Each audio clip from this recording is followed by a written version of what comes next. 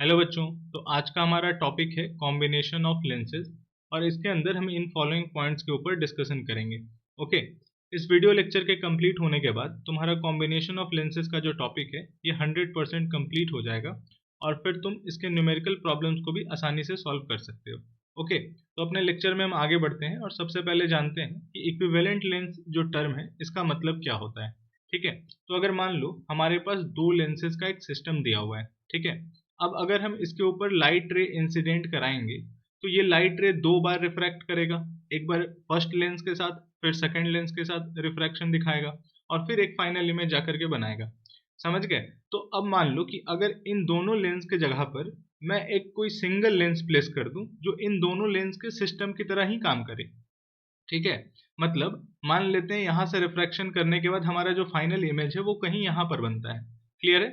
और ये वाला जो सिंगल लेंस है ये भी कुछ इसी तरीके से बिहेव करे कि जब हम इस पर लाइट इंसिडेंट कराएं बिल्कुल इसी तरीके से, तो ये जो फाइनल इमेज बना रहा है सेम उसी पॉइंट पर बनाए जहां ये दोनों लेंस कंबाइंडली बना रहा था। ठीक है। तो इस केस में इन दोनों लेंस का ये जो लेंस है ये इक्विवेलेंट लेंस कहा जाएगा। समझ गए बात को? क्लियर है? तो इक्विवेलेंट लेंस को हम कैसे डिफाइन कर सकते हैं? तो हम लिख सकते हैं कि a single lens which will form the image of a given object at the same point as is formed by combination of two or more lenses is called equivalent lens। समझ में आया? Very good. तो ये एक basic term था जिसका use हम आगे करेंगे, यानी टॉपिक्स में ये टर्म तुम्हें दिख जाएगा, इसीलिए तुम्हें ये जानना जरूरी था। ओके। तो हम आगे बढ़ते हैं अपने सेकंड टॉपिक के ऊपर जो कि है हमारा focal length of equivalent lens. इसमें हमारे पास दो केस बनता है। पहला case when both lenses are convex, और हमारा जो दूसरा केस होगा उसमें हमारा एक लेंस जो है वो कॉन्वेक्स होगा और दूसरा लेंस हमारा कॉनकेव होगा। ठीक है। तो जैसा कि तुम टॉपिक का नाम देखे यहाँ पर लिखा है कि focal length of equivalent lens, इसका मतलब क्या है कि यहाँ जो हमारा ये जो दो लेंस दे रखा है इनका जो इक्विवेलेंट लेंस होगा उसका फोकल लेंथ का एक्सप्रेशन क्या निकल कर आएगा, इसे हम इस टॉपिक में डिराइव करेंगे। समझ गए बात को? इसके लिए हमें कुछ एजम्पशन लेना होगा। ठीक है। पहला एजम्पशन हमारा होगा कि ये जो दोनों लेंस तुम देख रहे हो, अगर मैं फर्स्ट को L1 लिखूं और सेकंड को L2, ये जो दोनों लेंस हमारा है ये दोनों थिन होना चाहिए। समझ गए? काफी पतला लेंस होना चाहिए। क्लियर है? और दूसरा एजम्पशन ये होगा कि इनके बीच का सेपरेशन जो है वो जीरो होना चाहिए, यानी नो सेपरेशन। समझ गए? देखो, वीडियो के आखिर में हम वो भी केस करेंगे जब हमारा दो लेंस कुछ डिस्टेंस से सेपरेटेड होगा। ओके। तो उसका भी हम फॉर्मूला देखेंगे कि उसके लिए फॉर्मूला क्या आता है। समझ गए ना? तो देखो, यहाँ पर अब हमें क्या करना होगा, इसका जो इक्विवेलेंट लेंस बनेगा उसका जो फोकल लेंथ होगा उसे कैलकुलेट करने के लिए सबसे पहले इसके रे डायग्राम को समझना होगा। ठीक है। हम एक एक करके रिफ्रैक्शन कराएंगे। सबसे पहले हम स्टडी करेंगे कि लेंस 1 जो है हमारा, इससे रिफ्रैक्शन होगा तो इमेज कहाँ बनेगा। फिर उसके बाद लेंस 2 से जब रिफ्रैक्शन हो रहा होगा तो फाइनल इमेज हमारा कहाँ बनेगा। समझ गए बात को? तो ये जो हमारा लेंस 1 है इसका जो सेंटर, ऑप्टिकल सेंटर होगा, इसे हम C1 लिख लेते हैं और लेंस 2 के ऑप्टिकल सेंटर को हम लिख लेते हैं C2। समझ गए? इसके लिए हम एक पॉइंट साइज ऑब्जेक्ट कंसिडर करेंगे और उससे एक लाइट रे इंसिडेंट कराएंगे लेंस 1 के ऊपर कुछ इस तरीके से। ठीक है। इस पॉइंट को हम नाम दे देते हैं O। क्लियर? क्योंकि ये C1 के सामने रखा है तो ये C1 के लिए ऑब्जेक्ट की तरह बिहेव करेगा और यहां से लेके यहां तक का जो हमारा डिस्टेंस होगा वो U हम लिख लेंगे। समझ गए बात को? अब देखो, यहां से रिफ्रैक्शन करने के बाद क्योंकि एक कन्वर्जिंग लेंस है तो ये लाइट रे को क्या करेगा, कन्वर्ज करेगा कुछ इस तरीके से। ठीक है। और यहां से जाने के बाद वो लेंस 2 के ऊपर ऐसे जाकर इंसिडेंट होगा। ठीक है। तो देखो, हम पहले समझते हैं कि अगर मान लो ये हमारा लेंस 2 नहीं होता तो इसका इमेज कहाँ बनता। तो ये लाइट रे कुछ ऐसे आगे जाकर के यहाँ मीट कर जाता। ठीक है। और यहाँ इसका इमेज बन जाता। क्लियर है? तो इसे हम नाम दे देते हैं आई डैश। ठीक है। क्योंकि ये C1 यानी लेंस 1 के वजह से इमेज यहाँ फॉर्म कर रहा है तो यहाँ से लेकर के यानी C1 से लेकर के आई डैश तक का जो हमारा डिस्टेंस होगा इसे हम लिख देते हैं V डैश। समझ गए? क्लियर है? अब देखो, अब लेंस 2 को कहानी में लाते हैं। ठीक है। अब यहाँ क्या होगा कि क्योंकि रिफ्रैक्शन होने के बाद फर्स्ट लेंस के बाद ये लेंस 2 पर इंसिडेंट करने वाला है तो अब लेंस 2 इसे रिफ्रैक्ट करेगा और इसे वापस से और ज्यादा कन्वर्ज करेगा। ठीक है। तो आफ्टर कन्वर्जन ये इमेज कहाँ फॉर्म करेगा, कुछ इस तरीके से लाइट रे आएगा और इस जगह पर इसका फाइनल इमेज बन जाएगा। क्लियर है? क्योंकि ये C2 पर इंसिडेंट, C2 के वजह से इमेज फॉर्म हो रहा है तो हमारा इमेज डिस्टेंस हम यहां से लिखेंगे, इसे हम लिख लेंगे V। ठीक है। ये हमारा फाइनल इमेज बन रहा है यहाँ पर, समझ गए। अब देखो जरा, लाइट रेस जो हमारा लेंस 2 है उसके ऊपर इंसिडेंट कैसे हो रहा है, कुछ इस तरीके से, ठीक है। और लेंस 2 के लिए हमारा ऑब्जेक्ट कहाँ होगा, तो इसके पीछे अगर देखो तो कहीं ऑब्जेक्ट तो ये प्रिंसिपल एक्सिस पे दिखेगा नहीं, है ना। यानी कि हम ऐसा मानेंगे कि ये जो हमारा I1 डैश है, ये जो है वो C2 के लिए यानी लेंस 2 के लिए एक वर्चुअल इमेज की तरह, वर्चुअल ऑब्जेक्ट की तरह काम कर रहा है, समझ गए बात को। यानी हमारा I1 डैश जो है वो एक वर्चुअल ऑब्जेक्ट की तरह काम करेगा फॉर लेंस 2, जिसका इमेज यहाँ I पर बनेगा। समझ में आया इतना बात, क्लियर है, इसमें कोई भी दिक्कत नहीं है। चलो बहुत अच्छी बात है। तो हम यहाँ क्या करेंगे, एक एक करके लेंस फॉर्मूला यूज करेंगे। सबसे पहले हम लेंस 1 के लिए यूज करते हैं, ठीक है। तो यहाँ लिख लेंगे लेंस 1, ठीक है। तो फ्रॉम लेंस फॉर्मूला हमारे पास क्या यहाँ पर केस बनेगा, तो 1/v, तो हमारा इमेज डिस्टेंस कितना है, v डैश है इसके लिए, तो हम लिखेंगे v डैश माइनस 1/u, ये हमारा ऑब्जेक्ट डिस्टेंस हो गया, इज इक्वल 1/f1। हम ऐसा मान लेते हैं हमारे लेंस 1 का जो फोकल लेंथ है वो f1 है, ठीक है। तो यहाँ लिख लो f1 is focal length of L1, ठीक है। और F2 हमारा होगा फोकल लेंथ ऑफ लेंस 2। अब हम क्या करेंगे, लेंस 2 के लिए ये सेम इक्वेशन लिख लेंगे, तो इसे हम नाम देते हैं इक्वेशन फर्स्ट का, ठीक है। तो लेंस 2 के लिए लेंस फॉर्मूला का यूज करेंगे, तो हमारे पास क्या आएगा, 1/v, ये हमारा फाइनल इमेज यहाँ बन रहा है, माइनस 1 बाई, अब देखो लेंस 2 के लिए ऑब्जेक्ट क्या है, तो ऑब्जेक्ट हमारा I1 डैश है, सॉरी I डैश है, ठीक है। और इसका डिस्टेंस कितना है, v डैश। अब देखो यहाँ पर v डैश जो डिस्टेंस है वो ऑप्टिकल सेंटर फॉर लेंस 1 यानी C1 से डिस्टेंस है, बट हमारे लिए ये ऑब्जेक्ट कहाँ किसके लिए है, लेंस 2 के लिए, तो हमारा डिस्टेंस कहाँ से होना चाहिए, C2 से, ठीक है। तो यहाँ तो मामला फंस जाएगा, तो इसी के लिए हमने यहाँ स्टार्टिंग में ही माना था हमारा लेंस कैसा होना चाहिए, थिन होना चाहिए। और क्योंकि हमारा लेंस थिन है तो C1 से लेकर के I डैश का डिस्टेंस जो है वो लगभग बराबर होगा C2 से लेकर के I डैश तक का डिस्टेंस, जो कि V डैश बनेगा। समझ में आ गया ना कि ये फर्स्ट वाला क्राइटेरिया थिन लेंस और नो सेपरेशन का क्राइटेरिया क्यों लिया गया था, क्लियर है। तो देखो यहाँ पर हम क्या लिख लेंगे, 1/v डैश, जो कि इसका वर्चुअल ऑब्जेक्ट की तरह काम कर रहा है, क्लियर। और यहाँ पर लिख लेंगे 1/f2, जो कि हमारा हो गया इक्वेशन नंबर 2। समझ गए बात को। अब क्योंकि हमें इनका कंबाइंड एक जो लेंस बन रहा है, इक्विवेलेंट लेंस जो हो रहा है उसका फोकल लेंथ चाहिए, तो हम इन दोनों फोकल लेंथ को क्या करेंगे, ऐड कर लेते हैं, ठीक है, दोनों एक्सप्रेशन को। तो यहाँ हम लिखेंगे adding equation first and second, तो हमें क्या मिल जाएगा, अगर हम यहाँ लिख लें इसे एक बार फिर से, तो 1/v dash minus 1/u is equal 1/f1, और यहाँ लिखेंगे 1/v minus 1/v dash is equal 1/f2।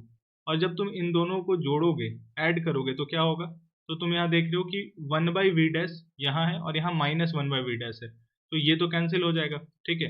After addition मुझे क्या मिलेगा यहाँ पर फाइनल रिजल्ट इनका, तो हम इस तरफ लिख लेते हैं, यहाँ हमारे पास है 1/v और ये माइनस में रहेगा 1/u, और इधर मिल जाएगा हमारे पास 1/f1 प्लस 1/f2। क्लियर है, बात समझ में आया क्या, ठीक है। इसे अगर हम ऐसे लिख लें 1/f1 plus 1/f2 is equal 1/v plus v minus u, इसमें कोई गड़बड़ी नहीं है, ठीक है। इसे हम दे देते हैं इक्वेशन नंबर थर्ड। अब तुम देखो कि यहाँ पर 1/f1 plus 1/f2 is equal मिल रहा है 1/v माइनस 1/u, ये v हमारा फाइनल इमेज का पोजीशन है, ठीक है, और u हमारा ऑब्जेक्ट का पोजीशन है, ठीक है। तो अब अगर हम यहाँ पर इन दोनों लेंस की जगह पर एक सिंगल लेंस प्लेस कर देते हैं, तो उसके लिए हमारा इक्वेशन क्या बनेगा, जरा सोचो। जो हमारा इक्विवेलेंट लेंस होगा उसके लिए क्या इक्वेशन बनेगा, तो उसके लिए हमारा इक्वेशन बनता 1/u plus sorry 1/v image minus 1/u is equal, और मान लेते हैं कि हमारा जो इक्विवेलेंट लेंस है उसका जो फोकल लेंथ होगा वो कैपिटल F होगा, ठीक है। तो हम इसे क्या लिखेंगे, 1/F। समझ गए बात को, क्लियर। और अब तुम इन दोनों एक्सप्रेशन को जरा देखो तो क्या तुम देख पा रहे हो, यहाँ पर 1/v minus 1/u is equal 1/f1 plus 1/f2 है ना। और सेम यही यहाँ पर 1/f के इक्वल आ रहा है, मतलब हम यहाँ लिख सकते हैं कि 1/f is equal 1/f1 plus 1/f2। बात समझ में आया अच्छे से, ठीक है। तो अगर हमारे पास ये दोनों लेंस कॉन्वेक्स लेंस रहा तो हमारा जो इक्विवेलेंट लेंस का फोकल लेंथ आएगा वो क्या आएगा, 1/f1 + 1/f2। समझ में आ गया? अब तुम इस एक्सप्रेशन को कुछ ऐसे भी लिख सकते हो क्या, अगर यहाँ हम इसे ऐसे लिखें कि एलसीएम ले लो, इसका क्या बनेगा तुम्हारे पास, तो फोकल लेंथ क्या आ जाएगा, तो 1/f इज इक्वल, अगर एलसीएम लोगे तो f1 × f2 हो जाएगा और यहाँ हो जाएगा f2 + f1 और यहाँ से हमारा f आ जाएगा f1 × f2 divided by f1 + f2। ठीक है, तो ये तुम्हारा फाइनल एक्सप्रेशन आ गया। ठीक है, फोकस का फोकल लेंथ क्या होगा फॉर इक्विवेलेंट लेंथ। क्लियर? अब हम अपने सेकंड टॉपिक की तरफ चलते हैं। हमारा जो सेकंड केस बनता है वो है जब हमारा एक लेंस कॉन्वेक्स होगा और दूसरा लेंस कॉन्केव होगा। ठीक है, तो इसके लिए हम पूरा डेरिवेशन नहीं करेंगे, बस हम क्या जान रहे हैं यहाँ पर कि हमें जो एक्सप्रेशन मिला था वो था 1/f is equal 1/f1 + 1/f2 in that case when both the lenses are convex. But यहाँ पर हमारे पास जो एक लेंस है वो कॉन्केव है और हम जानते हैं कॉन्केव का जो फोकल लेंथ होता है वो माइनस में होता है। ठीक है, तो अगर मेरा ये लेंस 1 है और ये लेंस हमारा 2 है तो इसके लिए हम क्या लिखेंगे, इसका जो फोकल लेंथ होगा वो -f2 होगा। क्लियर? तो यहाँ हम क्या लिखेंगे 1/-f2, यानी ये फाइनली माइनस होकर के आएगा 1/f2 आ जाएगा। समझ गए बात को? और अगर यहाँ से अब हम इसे एलसीएम लेके सॉल्व कर लें तो क्या मिलता है हमारे पास, तो ये हो जाएगा यहाँ पर f1 × f2 और यहाँ आ जाएगा f2 - f1, यानी हमारे पास फोकल लेंथ का जो एक्सप्रेशन आया वो आ रहा है f1 × f2 divided by f2 - f1। ठीक है, ये तुम समझ गए यहाँ पर? क्लियर है? अब तुम देखो यहाँ से हमें बहुत इंटरेस्टिंग रिजल्ट मिलने वाला है। ठीक है, ध्यान से समझना। अब मान लो अगर हमारा f2 इज इक्वल f1 हो जाता है, ठीक है, तो क्या होगा, अगर f2 इज इक्वल f1 हो जाएगा तो ये वाला पूरा केस 0 हो गया, यानी कि हमारे पास f क्या आ जाएगा, f1 × f2 डिवाइडेड बाई 0, यानी इन्फिनाइट।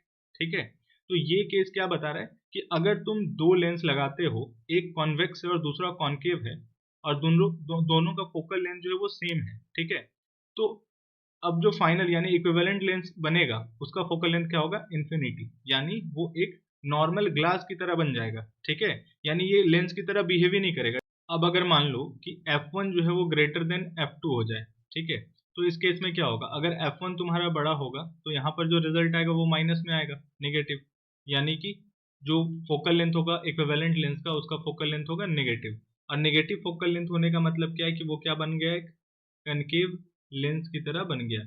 यानी अगर यहाँ पर तुम दो लेंस यूज कर रहे हो, एक कन्वेक्स दूसरा कनकेव है, और कन्वेक्स लेंस का फोकल लेंथ तुम्हारा ज़्यादा है, ठीक है, as compare to concave lens, तो जो तुम्हारा इक्विवेलेंट लेंस बनने वाला है वो एक कनकेव लेंस बनेगा। समझ गए? अब अगर मान लो कि f2 जो है वो ग्रेटर देन f1 रहे, ठीक है, तो क्या होगा, तो इस केस में यहाँ नीचे वाला रिजल्ट जो वो पॉजिटिव होगा, यानी f इज इक्वल पॉजिटिव, और तुम्हारा जो इक्विवेलेंट लेंस होगा वो एक कन्वेक्स लेंस की तरह बिहेव करेगा। समझ में आ गया क्या? मतलब अगर तुम्हारा कनकेव लेंस का फोकल लेंथ ज़्यादा है as compare to convex lens, तो तुम्हारा इक्विवेलेंट लेंस जो है वो कन्वेक्स लेंस की तरह ही बिहेव करने वाला है। समझ के बात को ना अच्छे से? कोई दिक्कत नहीं यहाँ तक? Very good. तो अब तुम देखोगे तो हमारे पास जो फोकल लेंथ का जो एक्सप्रेशन मिला है वो क्या मिल रहा है, हमारे पास पिछले केस में मिला 1/f1 + 1/f2, यहाँ मिला 1/f1 - 1/f2। तो अगर मुझे पावर कैलकुलेट करना हो तो हमारे पास जो ये दोनों लेंस मिला है, ठीक है, कॉम्बिनेशन ऑफ जो लेंसेज है हमारे पास, तो इनका जो टोटल पावर निकल कर आएगा उसे हम क्या लिखेंगे, तो हमें पता है कि पावर का फॉर्मूला क्या होता है, अगर किसी भी लेंस के लिए पावर का फॉर्मूला बात करें तो वो होता है 1/f, यानी फोकल लेंथ। और बस यहाँ पर कंडीशन क्या है कि हमारा फोकल लेंथ जो है वो किस में लिखा होना चाहिए, मीटर में लिखा होना चाहिए। ठीक है, तो जो तुम्हारा इक्विवेलेंट लेंस है उसका जो पावर निकल कर आता है वो आएगा 1/f1 + 1/f2। तो ये कैसे आया, देखो तुम्हारा जो इक्विवेलेंट लेंस है उसका फोकल लेंथ कितना है, f है, कैपिटल F, तो हम क्या लिखेंगे 1/f लिखेंगे, और 1/f किसके बराबर है, 1/f1 + 1/f2। समझ गए बात को? क्लियर है? तो यहाँ से हमारा जो पावर का एक्सप्रेशन निकल कर आ रहा है वो क्या आ रहा है, 1/f1 + 1/f2, यानी power of first lens plus power of second lens, ऐसा लिख सकते हैं क्या? क्लियर है? अब जैसे मान लो अगर हमारे पास n नंबर ऑफ लेंसेज दे रखा हो, ठीक है, यहाँ तो दो लेंसेज का सेटअप हमने पढ़ा ना, अब हमारे पास अगर n नंबर का लेंस का एक सेटअप दिया हो तो वहां पर फोकल लेंथ कैसे निकलेगा, तो वहां जो उनका इक्विवेलेंट फोकल लेंथ निकलेगा लेंस का वो आएगा 1/f1 plus 1/f2 plus so on, add करते चले जाओ जितने बार इससे जितना लेंस वहां पर लगा है, ठीक है। सेम वैसे ही पावर के लिए तुम लिखोगे तो पावर का एक्सप्रेशन क्या बन जाएगा, power is equal to P1 plus P2 plus so on Pn तक। समझ गए बात को, ठीक है। अब जो तुम्हारा मैग्निफिकेशन का जो फॉर्मूला होता है ना ऐसे केस में, तो जो तुम्हारा इक्विवेलेंट लेंस है उसका जो मैग्निफिकेशन होगा उसके लिए तुम क्या करोगे, m1 इंटू m2, या जितना भी लेंस हो उसके लिए तुम क्या करोगे, मल्टीप्लाई करते जाओगे mn तक। यहाँ हमारे पास दो लेंस का सिस्टम है तो उसके लिए क्या लिखेंगे, मैग्निफिकेशन m1 इंटू m2 लिखेंगे। समझ गए बात को ना, कोई दिक्कत नहीं है, बहुत बढ़िया। अब एक आखिरी टॉपिक जो हमारा था कि अगर उनके बीच में सेपरेशन हो, ठीक है, लेंसेज के बीच में क्या हो जाए, सेपरेशन, कुछ इस तरीके से मान लेते हैं यहाँ पर हमारा जो दोनों लेंसेज के बीच का सेपरेशन d है, ठीक है। ये हमारा लेंस 1 है, ये हमारा लेंस 2 है, इसका फोकल लेंथ है हमारे पास f1 और इसका फोकल लेंथ है हमारे पास f2, ठीक है। तो अब जो ये सिस्टम बना ना, इसका जो कंबाइंड यानी कि जो टोटल फोकल लेंथ निकल कर आएगा, ठीक है, वो क्या निकल कर आएगा, इक्विवेलेंट का फोकल लेंथ।